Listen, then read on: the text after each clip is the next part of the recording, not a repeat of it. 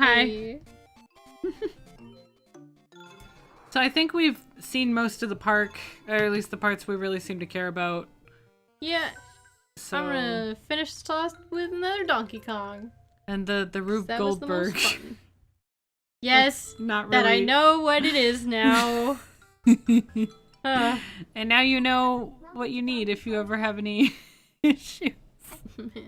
No, I don't have the issues. You don't have the issues? Not at all? I don't have Oh my god. any. That's called the throwback. The Get fun. This reminds me, I took, what was that class called? What class? I took this class. It might have been just called electronics. Uh-huh. But we had this homework where we had to figure out how to get a what was it? We had to figure out how to get a string to go across the room Oh, what? just using movement. Really? Yes.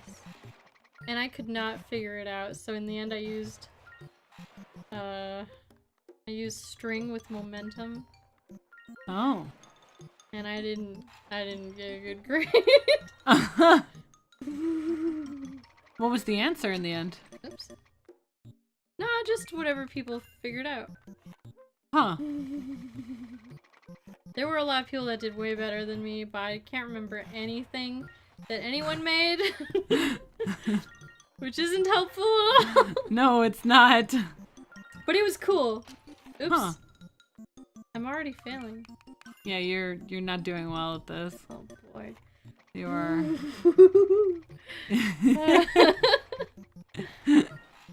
I'm going too fast. I don't remember lots of stuff from high school, but I mean, I just went through 4 years of university, so that kind of messes with my ability to remember things. Yeah. I'm gonna restart. One of the funnier things that we got assigned in class was if you go on Google and you can search this yourself. Jim, put up the name. It's an article called about the. Oh wait, shoot. Wait a minute. Sorry. You just reminded me of it though. It's really funny. Okay. It's called Body Ritual Among the Nacirema. I'll give the name to Jim. But it's if you read the article, it's an actual it's an anthropological article. Uh-huh. And it's written, from the perspective of an anthropologist looking at a particular society, and they're talking about these bizarre things that these people in the society do every day. And, they're looking at it, in a very objective way. So they're not with much of their own bias. They're just like, oh man, these people, like, what are they doing? Just observing, I can't tell why they're doing these things. And as you read it, as you go along, the teacher gave everyone this article, and they said, read this article and come back the next class and we'll talk about it, right? But I want you to read it and I want to hear your impressions. Yeah. And as I was reading it, I realized, oh my god, this is talking about the United States of America. Oh. Nacirema is American spelled backwards. And it's talking about people brushing their teeth and washing their face and doing, dental work. Yeah. It's mostly talking about dental work, actually.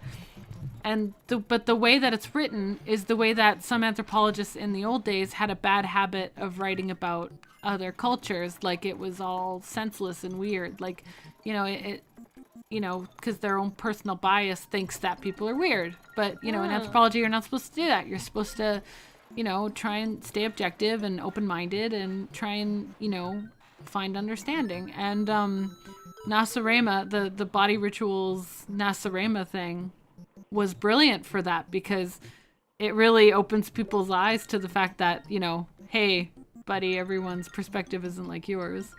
That is so cool. It's really neat. I highly recommend if you look it up. show it to your friends and get them to read it and see their reaction to like, whoa, this is weird. And then you go, it's you! Like, if you're from America. That's awesome. I mean, it actually, I feel like it's not just US, it's kind of a North American and maybe certain parts of the States, or certain parts of Europe could also like kind of be included in this. So. I love stuff like that. Yeah, it's neat. It's neat. Yeah.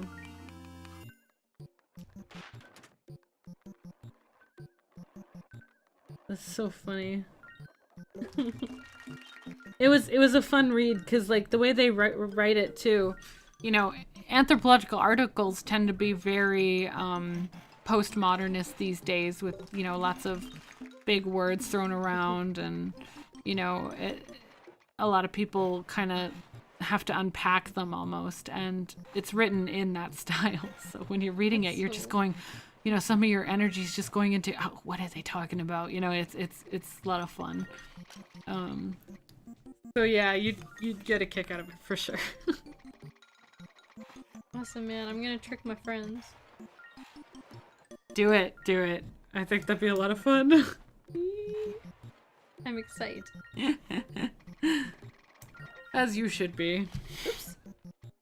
Oh, this is hard. It looks hard. It looks like you're...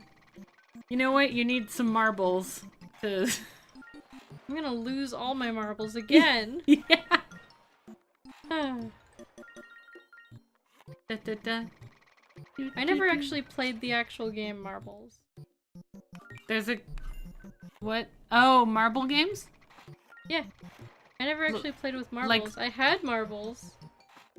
I used to play with marbles as friends a little bit, but we mostly played jacks, like the pickup jacks game. I missed out on that too. You bounced the ball. By the time I went to school, we had like Game Boys and stuff. Yeah, we were kids that actually played with, jacks, like pick up all the jacks the time it takes How you did to... you live? They banned Pokemon. Yeah, they did. I remember that actually, because and then they banned Yu-Gi-Oh, and then they banned Beyblade. Oh boy. Okay, I was 10 when Pokemon came out, so we did have cards and stuff. But that's awesome. Remember when you tricked that kid? Why don't you tell that story? Are you talking about the Chansey? Talk about Moltres. I don't think I remember that with Moltres. What did I do? You said to this kid who had a Moltres, you said, "Oh my gosh. Moltres is not really rare, but I have this really rare Magmar. Oh my god, and I think you want it. Take this deal." You trade a Moltres for... Oh my god. Magmar! Magmar is not rare for people who don't know what a Magmar is. And Moltres is super rare. Yes, it is. That poor child. Hey man, they shouldn't... Don't hate the player, hate the game. Oh yeah, if they really love Pokemon, they'd know what it is. Yeah. Oh my god. See, I was already a horrible salesman, even as a child. Oh my god. I'm not a salesman anymore, but I used to be. I was really good at my job because I'm a horrible, soulless person. How... Did you have a strategy to get people to get the warranties? Yes, I did. What did you do? I acted like I was their mom, and I was like, it's a good thing to have, because, these things happen, and...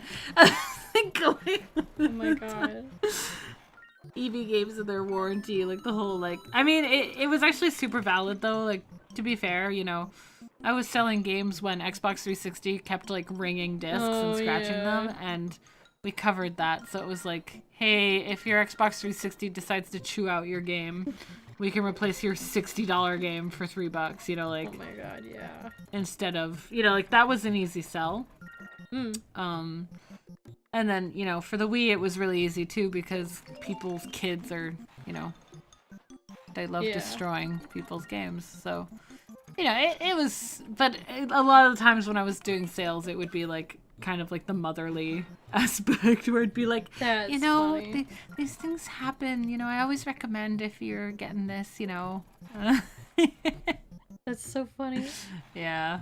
Just a horrible shyster. Oh my gosh. Sounds like you. Yeah. There was another kid with a Chansey card or something that I made I traded like nothing for it and I got a shiny Chansey out of it. What? I think I actually traded, it wasn't even like a real Pokemon card. I told him it was some sort of rare thing, but we got it out of a cereal box or something. Oh my god. That's the one I remember doing. You're evil. I am evil. Dang it, that's the farthest you've made it. Don't worry, I'll get back. You will? Oh yeah. Yeah, girl. I'll do it just for you.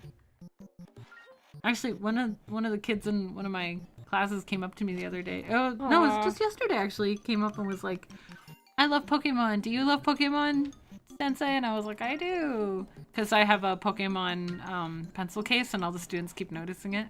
Oh yeah. And so they Hawk talk loves Rowlet. I do. I love Rowlet. And my students love Rowlet too. But they also just love Pokemon. And the one kid came up to me and he was like, I have over 200 Pokemon cards. And I was like, oh my god, that's amazing. Whoa. It's fun listening to you like blow on these things. How do I do this? God, how do you do that? Alright. Oh. Oh boy. I don't know if I can do this. I don't know, man. I don't know what the thing is here. You get a couple more tries and then. Oh nope, I get 0 more tries. Oh nope, you're done. Well, that's the end of that. That's the end of that. Well, thanks for joining us for Nintendo Land. That was definitely something. I don't. I love Nintendo Land. It's better with friends. Yeah, definitely. If you have actual friends, you should play with them. Not imaginary friends you made up in me. Oh boy. Alright, well, thanks for joining us, and we'll see you next time with whatever we play next. Yeah. Okay. Okay. Love you, bye.